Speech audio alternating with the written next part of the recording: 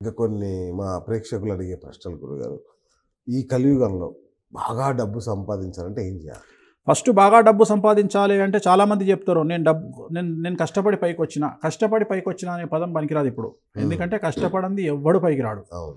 So నిజంగా కష్టపడితేనే పైకి వస్తారు అనుకుంటే ఫస్ట్ అందరికంటే పైకి రావాల్సింది గాడిది. ఎందుకంటే గాడిది కష్టపడ్డట్టు మనిషి ప్రపంచంలో ఎవ్వరు కష్టపడరు. అవును. సో మీరు కష్టపడాల్సింది మానసికంగా కష్టపడాలి, శారీరకంగా కాదు. అంటే మైండ్తోని మనం డబ్బు ఖర్చు పెడితే, ఓకే, మైండ్తోని మన మైండ్ను ఖర్చు చేస్తే డబ్బు సంపాదించాలా. చదువుకున్నవాడు ఉద్యోగం చేస్తాడు, చదువుకోని వాడు ఉద్యోగాలు ఇస్తాడు. కరెక్ట్. సో అది రెండవది, పుట్టుకతో పేదరికంలో పుట్టడం తప్పు కాదు, కానీ పేదరికంలో చావడం మాత్రం తప్పే. అండ్ అన్నిటికంటే ముఖ్యం ఏంటంటే job is a biggest scam in the world. ప్రపంచంలో ఉద్యోగం అనేటువంటిది ఒక బిగ్గెస్ట్ స్కామ్.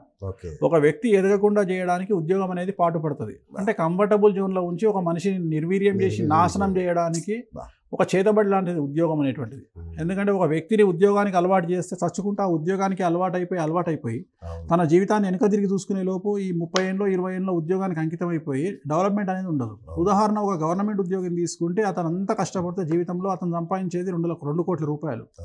అదే ఒక సాఫ్ట్వేర్ కంపెనీ ఓనరో లేకుంటే ఒక వ్యాపారం చేసేటోడో కరెక్ట్గా సంపూర్ణ చంపిండి అంటే సంవత్సరంలో 2 కోట్లు సంపాదిస్తాడు. సో వీడు సంవత్సరంలో సంపాదించే సంపాదన అటు గవర్నమెంట్ ఉద్యోగస్తులు సంపాదించే సంపాదన సమానం. సో అందుకనే జాబ్ ఈజ్ బిగ్గెస్ట్ స్కామ్ అంటాం. ఒక పెద్ద స్కామ్. ఒక వ్యక్తి నీకు జాబ్ ఇచ్చిండు అంటే నేను నీ జీవితాన్ని నాశనం చేసినట్టే లెక్క. సో అదే వ్యాపారం చేసుకుంటే, ఏ వ్యాపారం లాస్ట్కు ఇప్పుడు ఒక కళ్ళు కంపౌండ్ ముందరనో, ఒక వైన్ షాప్ ముందరనో, ఒక శనగలు, ఒక ఆమ్లెట్ బజ్జి, ఒక చేపల బజ్జి బండి పెట్టుకుంటే రోజు 10,000 20,000 సంపాదించే వాళ్ళు కూడా ఉన్నారు. అంటే 20,000 డైలీ వేసుకున్న నెలకు ఒక 2, 3, 6 లక్షల రూపాయలు ఖర్చులు పోను 3 లక్షల మిగులుతాయి. పానీపూరి బండి వాళ్ళ ఆదాయం. నేను అదే చెప్తున్నా. అంతెందుకు, ఇప్పుడు నిన్న ఈరోజు మాట్లాడుకుంటున్న కుమారి ఆంటీ బయటికి తెలియదు, ఆమె సంపాదన కానీ లక్షల్లో ఉంటుంది. సో నేను అనేది అదే చెప్తున్నా. అంటే ప్రపంచంలో కొన్ని దివాలా దిగినటువంటి వ్యాపారాలు కొన్ని ఉంటాయి. అది లిక్కర్ ఒకటి, ఫుడ్ ఒకటి, మెడిసిన్ ఒకటి, స్టడీస్ ఒకటి, హాస్పిటాలిటీ ఒకటి. సో వీటికి చావు ఉండదు. లైఫ్ లాంగ్ కలియుగం ఉన్నంత కాలం నడుస్తూనే ఉంటాయి. సో ఎప్పుడే కానీ మనము ఏదో ఉద్యోగం కోసం ప్రయత్నం చేయక మన సొంత తెలివితేటలతోని ఒక ₹1,00,000 వ్యాపారమైన ప్రారంభం చేసుకొని కసితో డబ్బు సంపాదించాలి. కష్టపడితే డబ్బు సంపాదిస్తాం అనేది మూర్ఖత్వం.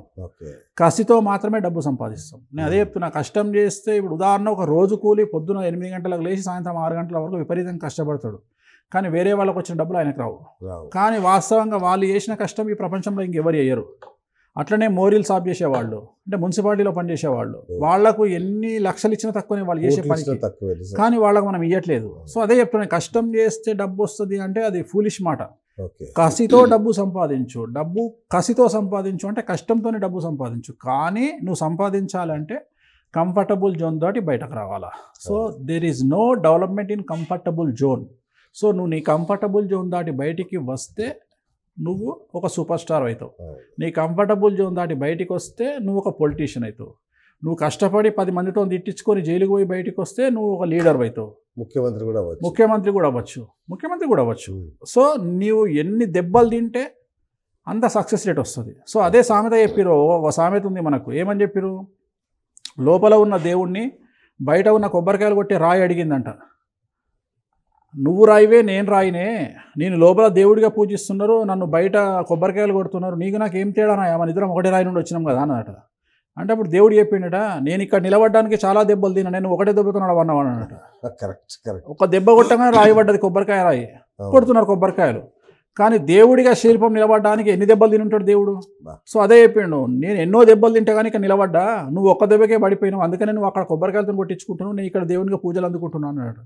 సో ఇన్ని కష్టాలు పడితే కానీ, ఎంతో ట్రోలింగ్ అయితే కానీ సెలబ్రిటీ స్టేటస్ నిలబడదు, డబ్బు నిలబడదు. వీటిని నిలబెట్టుకోవాలి, వీటిని తెచ్చుకోవాలి అంటే కంఫర్టబుల్ జోన్ దాటి బయటికి రావాలి. కంఫర్టబుల్ జోన్ దాటి బయటికి వచ్చి కసితో డబ్బు సంపాదిస్తే సంపాదించగలుగుతాం. కసి అనేది అండర్లైన్ చేసుకోవాలి. కష్టపడి అనే పదం కలియుగానికి వర్తించదు. కసితో సంపాదించాలి, బ్రెయిన్తో సంపాదించాలి. సో లాయర్ ఉన్నాడు, మామూలు లాయరు ఫీజు 5,000 అయితే ఇవాళ సుప్రీంకోర్టులో వాదించే ఒక లాయర్కు పర్ డే 50 లక్షలు. స్పెషల్ ఫ్లైట్ వేసి తీసుకొస్తారు. ఎందుకు అంటే ఆయన గదే లాయరు, ఆయనకి ఇచ్చిన గదే పట్ట, ఈయనకి ఇచ్చిన గదే పట్ట. సో బ్రెయిన్ ఇక్కడ ఇంపాక్ట్ చూపిస్తుంది. సో సుప్రీంకోర్టు బ్రెయిన్ వేరే, లోకల్ బ్రెయిన్ వేరే. సో అదే చెప్తాను నేను, నీ టీఆర్పీ నువ్వే పెంచుకో, నీ జీవితానికి నువ్వే సీఈఓ. సో నీ పబ్లిసిటీ నువ్వే చేసుకో. ఇన్స్టాగ్రామ్ ఉంది, ఇన్స్టాగ్రామ్ని ఎంత వాడుతావో వాడు, ట్విట్టర్ని ఎంత వాడుతావో వాడు. సో నువ్వు సమాజంలో ఎంత ఎంటర్ప్రెన్యూర్గా ఎంత వైడ్ రేంజ్లో ముందుకు వస్తే నీ జీవితం అంత వైడ్ రేంజ్లో ఉంటుంది, అంత గొప్పగా ఉంటుంది. కానీ స్ట్రెస్కు తలొగ్గకు. ఎదుటివాడు వేసే రాళ్లను ఇటుకలుగా మార్చుకొని ఇల్లు కట్టుకో. ఎదుటివాడు నీ మీద వేసే నిప్పును చలిగాచుకోవడానికి ప్రయత్నించు. సో ఎంత అగ్రెసివ్ వస్తావో అంత అగ్రెసివ్గా రా. ఈ సమాజం నిన్ను విమర్శించే హక్కు ఈ శుద్ధపూసలు ఎవ్వరు లేడు ఇక్కడ. ఎవ్వడు నిన్ను విమర్శించే హక్కు లేదు. అంత దొంగనా కొడుకులే సమాజంలో. కాబట్టి నిన్ను విమర్శించే హక్కు ఎవరికి లేదు. విమర్శించినా పట్టించుకో. గత 6 నెలల కాలంలో మీరు చాలా ఇబ్బంది పడ్డట్టున్నారు. పార్ట్ 2లో ఇవన్నీ చూసుకుందాం అన్నారు కాబట్టి ఇక్కడితో వదిలేస్తున్నాడు గురుగారు. రైట్, అట్లాగే గురుగారు.